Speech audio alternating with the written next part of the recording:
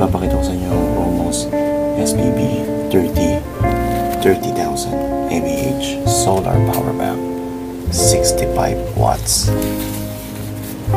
Ang presyo nito is 5,200, pero nabili ko nung sale ay nasa 4,600 na siya.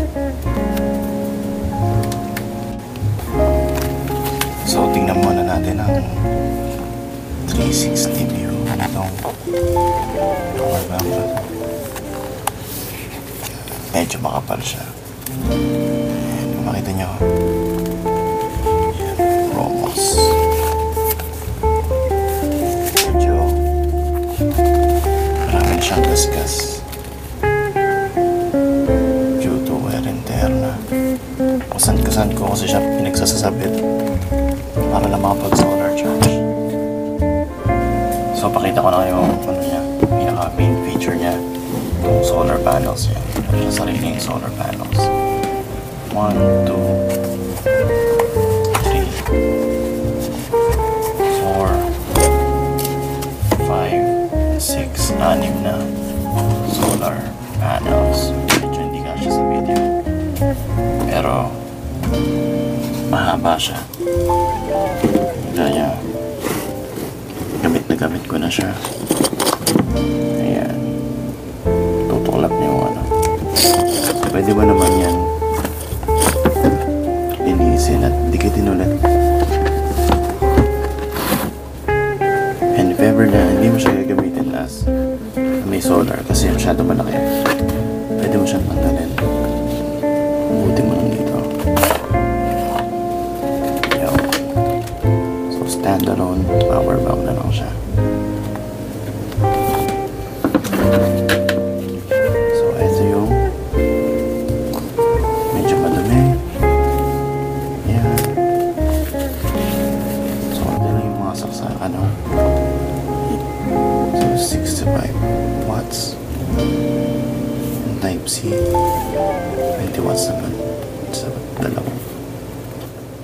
So meron siyang apat na LED, 5 bale. Yung pang-5, yan yung indicator kung nag-charge siya via solar. Then ito, naka-screw na yan dyan. Yan, pwede mo isabit. Yan yung ginagawa ko sa kanya. Sinasabit ko siya sa labas or sa backpack. Tapos habang naglalakad, charge ako.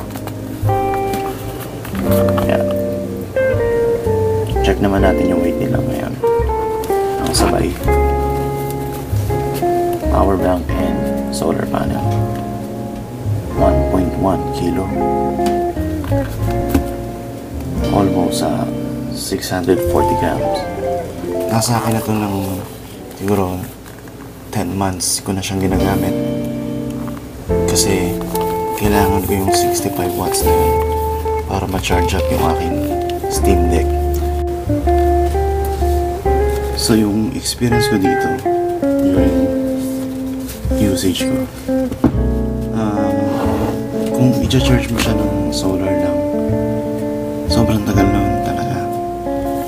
Isang beses chinarge ko siya ng ilang, siguro 9 hours or 8 hours ganun.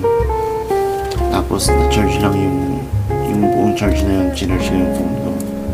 Siguro mga nasa, ano lang, inabot lang ng 70% in charge. Well, pwede na rin, pero siguro kung nasa outdoors ka tapos wala kang mga sources ng kuryente or camping ka or nag-hike, siguro makakatulong na ito. Pero yun na, ang ganda siguro.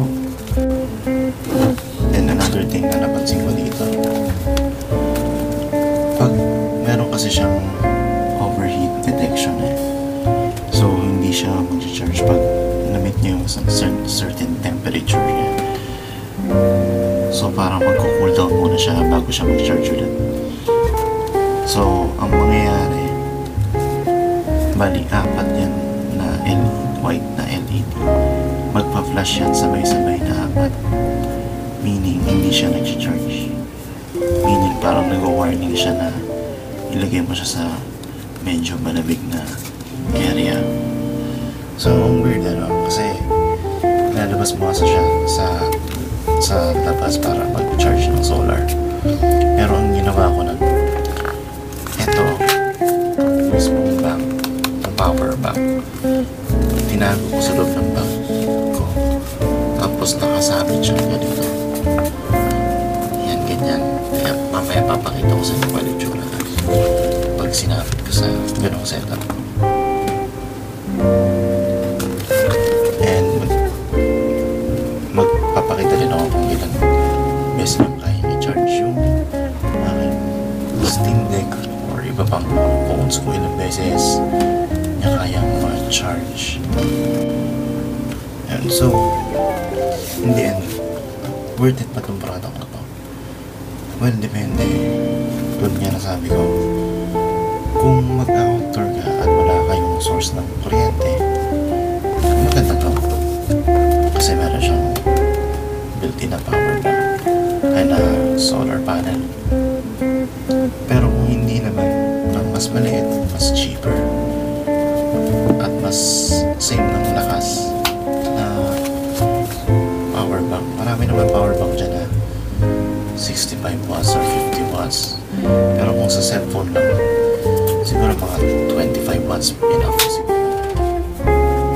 So, ayun. Ito yung panel test natin. Kung gumagana ba siya sa sun. And UV. Ayan, para mas kita nyo ng kulay blue. Nag-charge siya via solar. Ayan. So, ang maganda dito, wait lang. Maganda dito. So, commonly kasi sa mga power banks ngayon, parang sa cellphone din natin, na pag nami-meet niya yung overheating, yung nag-overheat na siya or tumataas yung temp niya, itong apat na yan, nagbiblink yung apat na yan, meaning hindi siya nag-charge, meaning nag-overheat siya. So parang para mag-cool down siya, papatayin niya muna yung charging niya. Kasi one time, iniiwan ko to doon sa kotse namin, yung nakalapat lang sa dashboard. Tapos nung binalikan ko, sabi ko ba't sobrang init niya, pati itong mga panels mainit. Sure, well, natural, syempre, naka-charge, nakabilad sa araw. Then, nagbiblink tong apat. Yun pala, pag ganun daw, hindi daw siya mag-charge. Para for fire safety, which is okay din, diba? Ang ginawa ko kasi dati, binibilad ko siya dito magdamag. Tapos, kinocoveran ko lang to. Tapos, from that, inabot ako ng parang almost 15 days charging. Then doon ko nalalaman nag-overheat pala siya.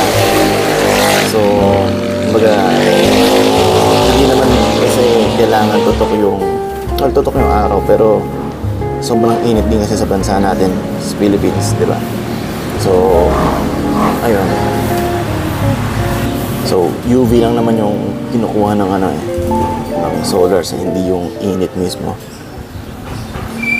Ewan ko lang, pero alam ko ganun eh. Comment na lang kung mali o mali.